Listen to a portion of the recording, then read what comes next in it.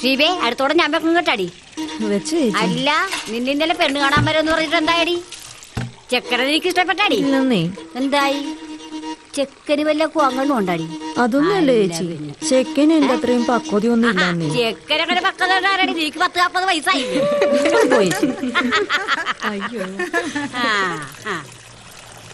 പിന്നെ ഇന്നലെ രാത്രി നമ്മുടെ പട്ടാളക്കാരന്റെ മോളെ കൊന്നവനെ പോലീസ് പിടിച്ചോണ്ട് പോയെന്ന് നമ്മുടെ വീട്ടുകാരൻ ചായക്കടയിൽ പോയിച്ചു വന്നപ്പോ പറഞ്ഞതാ.